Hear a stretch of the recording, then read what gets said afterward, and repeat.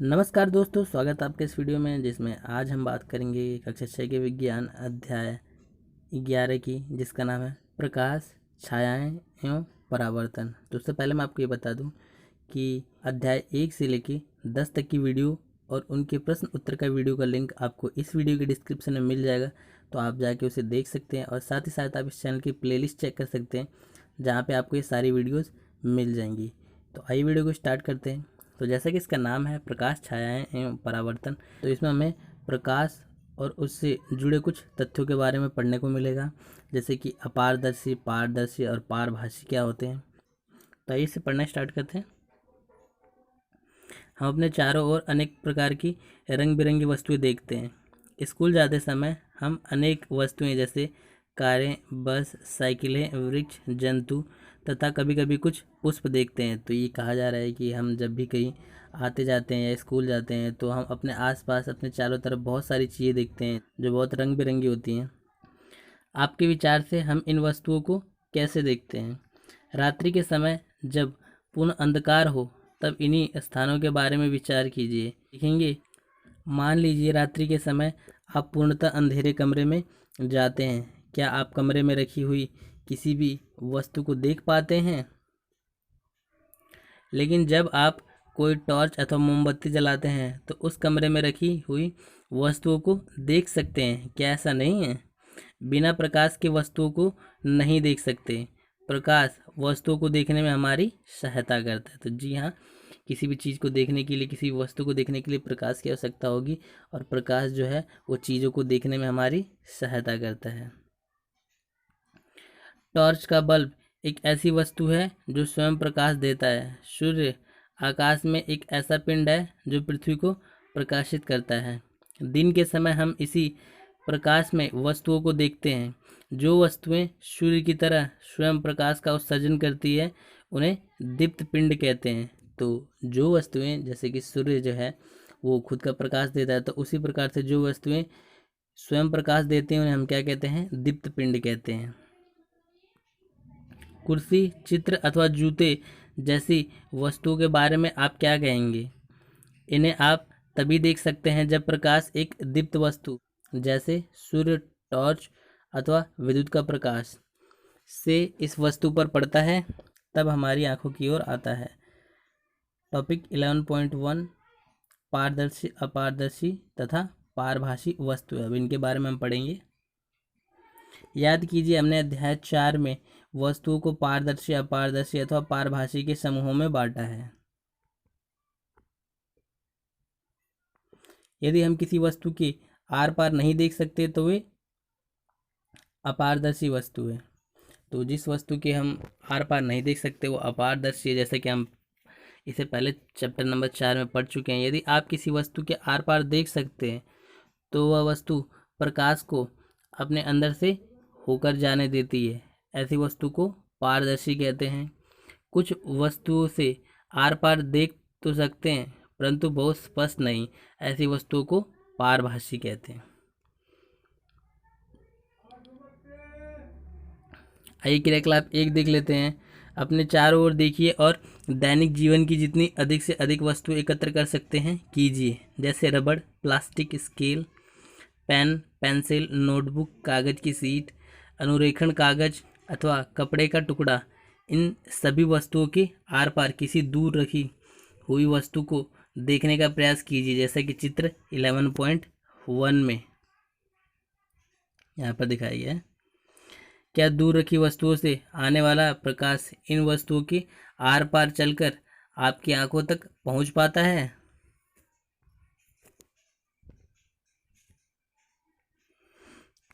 यहाँ पे देखिए 11.1 सारणी बनाई गई है, इसके बारे में बात करेंगे हम। अपने प्रेक्षणों को सारणी 11.1 के अनुसार लिखिए। हम देखते हैं कि किसी वस्तु अथवा पदार्थ का अपारदर्शी, पारदर्शी अथवा पारभासी होना इस पर निर्भर करता है कि वह वस्तु अपने अंदर से होकर प्रकाश को पूर्णतः, आंशिक रूप से अथवा बिल्कुल नहीं गुजरने देती। तो यहाँ पे देखिए ये वस्तु के नाम लिखे हैं, जैसे पेंसिल, रबड़ की गेंद, लिखने के लिए कागज़ की शीट। तो वस्तु के पार देखना संभव है, पूर्णतः, आंशिक बिल्कुल नहीं। तो यहाँ पे भरने हैं अपारदर्शी, पारदर्शी या पारभासी है, ये भी भरना है। तो पेंसिल के आप आर पार नहीं देख सकते हैं, तो ये अपारदर्शी हो जाएगा। रबड़ की गेंद के भी आप आर पार नहीं देख सकते हैं, तो ये भी अपारदर्शी हो जाएगा। इसी प्रकार से आप और भी एग्जाम्पल्स ऐड कर सकते हैं इसमें।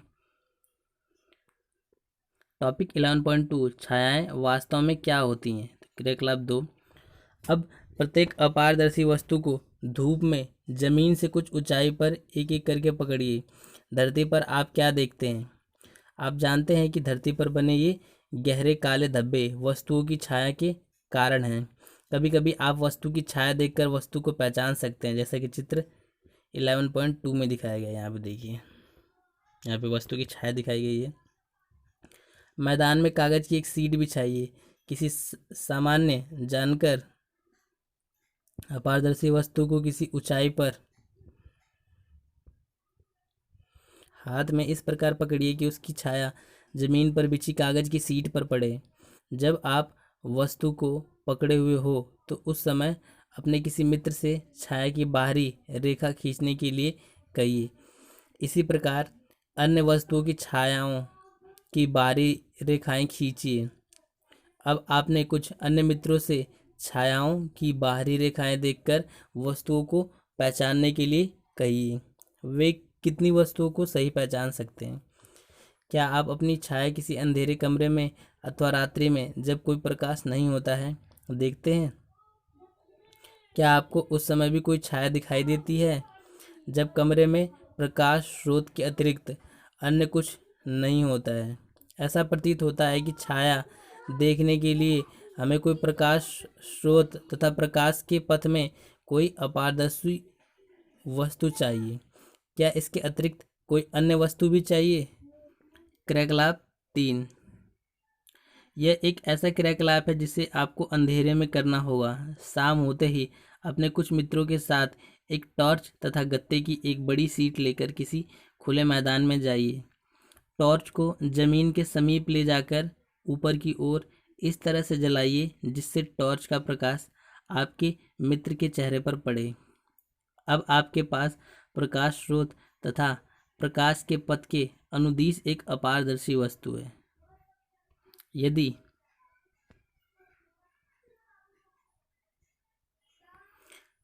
आपके मित्र के पीछे पेड़, इमारत अथवा कोई अन्य वस्तु न हो तो क्या तब भी आपको अपने मित्र के सिर की छाया दिखाई देगी।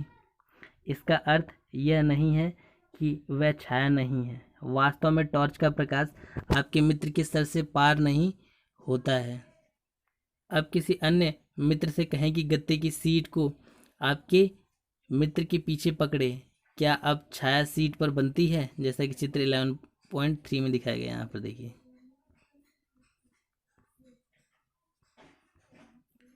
इस प्रकार छाया केवल पर्दे पर ही दिखाई दे सकती है। जमीन, कमरे की दीवार, इमारतें अथवा इस पर की अन्य सतहें आपको दैनिक जीवन में दिखाई देने वाली अनेक छायाओं के लिए पर्दे की तरह कार्य करती है। छायाओं से हमें वस्तुओं की आकृतियों के बारे में कुछ जानकारी प्राप्त होती है। कभी कभी तो छाया हम सभी को वस्तु की आकृति के बारे में भ्रमित भी कर सकती है, जैसा कि चित्र 11.4 में दिखाया गया है। देखिए यहाँ पर इसकी छाया देख के आपको लगेगा कि ये कोई जंतु है, लेकिन ये सिर्फ हाथों से बनाया गया है। कुछ छायाएं दिखाई गई हैं जिन्हें हम अपने हाथों से बनाकर विविध जानवरों की छाया होने का भ्रम उत्पन्न कर सकते हैं। है ना ये मज़ेदार बात। क्रियाकलाप 4। स्कूल के मैदान में धूप में एक कुर्सी रखिए। आप कुर्सी की छाया से क्या अवलोकन करते हैं। क्या छाया से कुर्सी की सही आकृति का ज्ञान होता है। यदि आप कुर्सी को थोड़ा सा घुमा दें तो कुर्सी की छाया की आकृति में किस प्रकार का परिवर्तन होता है। एक पतली नोटबुक लेकर उसकी छाया को देखिए। इसके पश्चात एक आयताकार डिब्बा लीजिए और उसकी छाया देखिए। क्या दोनों छायाएं समान आकृति की प्रतीत होती हैं। विभिन्न रंगों के पुष्प अथवा अन्य वस्तुएं लेकर उनकी छायाओं का अवलोकन कीजिए। उदाहरण के लिए लाल गुलाब अथवा पीला गुलाब ले सकते हैं।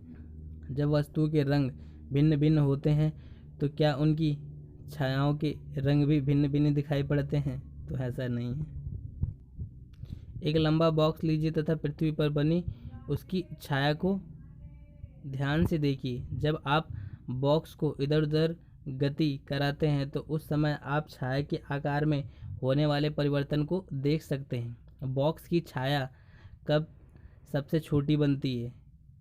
तब जब आप बॉक्स के बड़े फलक को सूर्य के सामने रखते हैं अथवा जब आप छोटे फलक को सूर्य के सामने रखते हैं।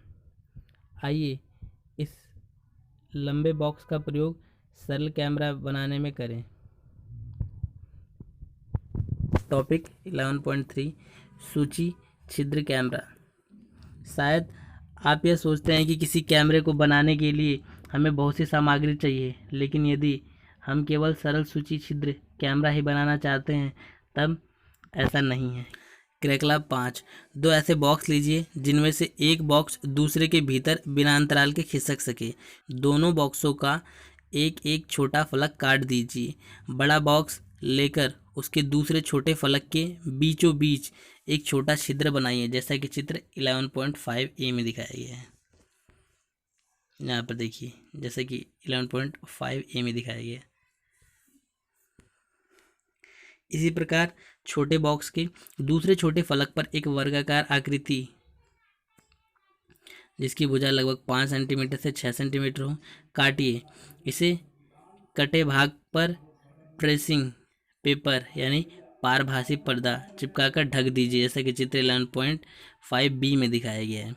छोटे बॉक्स को बड़े बॉक्स में इस प्रकार खिसकाइए कि छोटे बॉक्स का पारभासी ट्रेसिंग पेपर वाला पर्दा बड़े बॉक्स के भीतर हो, जैसा कि चित्र 11.5c में दिखाया गया है।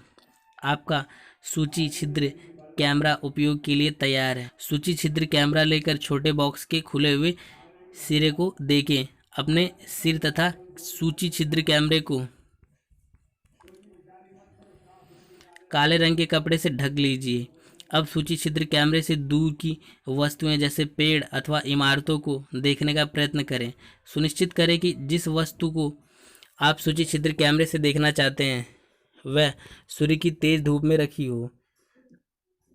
अब छोटे बॉक्स को सूची छिद्र बने बड़े बॉक्स में आगे पीछे तब तक खिसकाएं जब तक दूसरे छोर पर लगे हुए ट्रेसिंग पेपर पर तस्वीर ना मिले।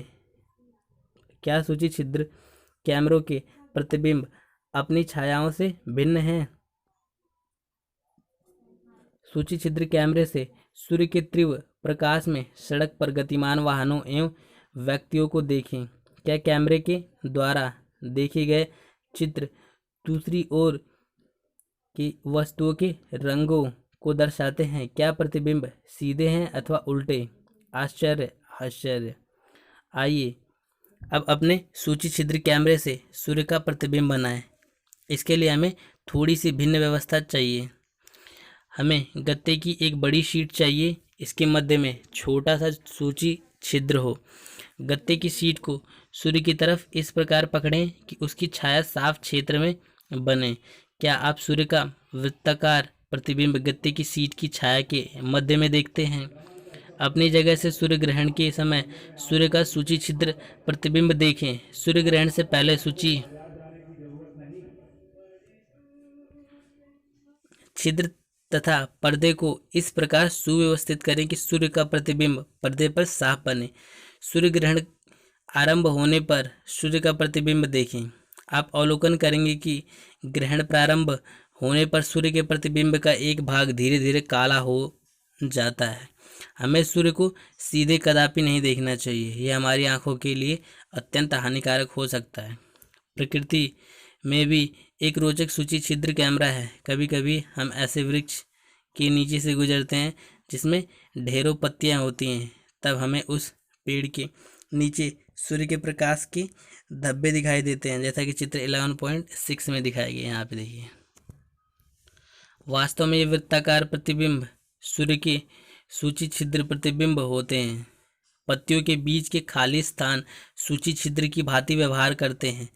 इन खाली स्थानों में सभी प्रकार की अनियमित आकृतियां हो सकती हैं, परंतु हम सूर्य के वृत्ताकार प्रतिबिंब ही देख सकते हैं। आगामी सूर्य ग्रहण के समय सूर्य के प्रतिबिंब को देखने का प्रयास करें।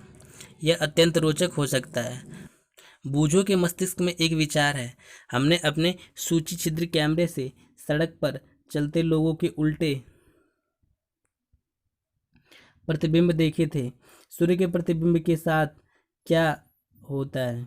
क्या वे प्रतिबिंब भी हमें उल्टे दिखाई दिए थे? पहेली का कुछ अन्य विचार है। निश्चय ही ये सब परिणाम जो हम देख रहे हैं, जैसे छायाओं का बनना, सूची छिद्र, प्रतिबिंब आदि, तभी संभव है जब प्रकाश केवल सरल रेखा में गमन करता है। क्रियाकलाप 6। आइए पाइप का एक छोटा टुकड़ा अथवा रबड़ की लंबी नली लें। कमरे में एक तरफ एक मोमबत्ती जलाकर मेज के ऊपर रखें। अब कमरे में दूसरी तरफ खड़े होकर पाइप से मोमबत्ती को देखें, जैसा कि चित्र 11.7a में दिखाया गया है। ऊपर क्या मोमबत्ती दिखाई देती है? जब आप मोमबत्ती को देख रहे हो तब पाइप को थोड़ा सा मोड़िए, जैसे कि बी में दिखाया गया है। क्या अब मोमबत्ती दिखाई देती है? तो जैसे बी वाली कंडीशन में आपको मोमबत्ती नहीं दिखाई देगी। पाइप को अपनी दाईं या बाईं ओर घुमाइए। क्या अब आप मोमबत्ती को देख सकते हैं? आप इससे क्या निष्कर्ष निकालते हैं? यह दर्शाता है कि प्रकाश एक सरल रेखा में गमन करता है। क्या ऐसा नहीं है? इस कारण जब कोई अपारदर्शी वस्तु इसे रोकती है तो उस वस्तु की छाया बनती है। टॉपिक 11.4 दर्पण तथा परावर्तन। हम सभी घर पर दर्पण का प्रयोग करते हैं। आप दर्पण में अपने चेहरे को देखते हैं। जो आप देखते हैं वह दर्पण में आपके चेहरे का परावर्तन है। हम दर्पण के सामने रखी हुई वस्तुओं का परावर्तन भी दर्पण में देखते हैं। कभी कभी हम झील अथवा तालाब के पानी में पेड़ों, इमारतों तथा अन्य वस्तुओं का परावर्तन देखते हैं। क्रियाकलाप 7। यह क्रियाकलाप रात्रि के समय अथवा एक अंधेरे कमरे में किया जाना चाहिए। अपने किसी मित्र से कहिए कि वह एक हाथ में दर्पण लेकर कमरे के एक कोने में खड़ा हो जाए।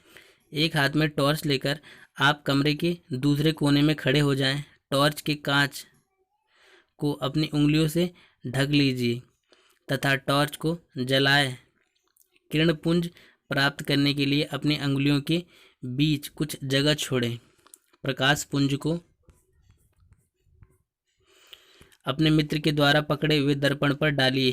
क्या आप दूसरी तरफ प्रकाश का धब्बा देखते हैं, जैसे कि चित्र 11.8 यहाँ पर दिखाया गया है।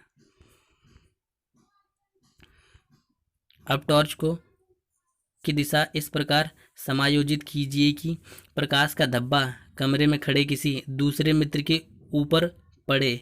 यह क्रियाकलाप सुझाता है कि दर्पण अपने ऊपर पड़ने वाले प्रकाश की दिशा को बदल देता है। यहाँ वर्णन किया गया क्रियाकलाप यह दर्शाता है कि प्रकाश सरलरेखा के अनुदिश गमन करता हुआ दर्पण से परावर्तित हो जाता है। क्रियाकलाप 8। एक बड़ी थर्मोकोल की शीट के एक किनारे पर एक कंघी तथा इसके दूसरे किनारे पर, जैसा कि चित्र 11.9 में दिखाया गया है, में दर्शाए अनुसार एक दर्पण लगाइए। दर्पण तथा कंघी के बीच कागज की गहरी रंगीन शीट बिछाइए। इसे सूर्य के प्रकाश में रखिए अथवा कंघी के सामने टॉर्च से प्रकाश किरणें डालिए। आप क्या अवलोकन करते हो?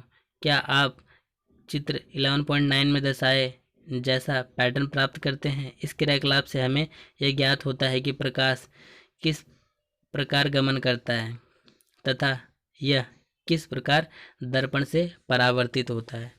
तो इस चैप्टर में बस इतना ही। तो आशा करता हूँ आपको वीडियो पसंद आई होगी और इससे काफ़ी कुछ सीखने को मिला होगा।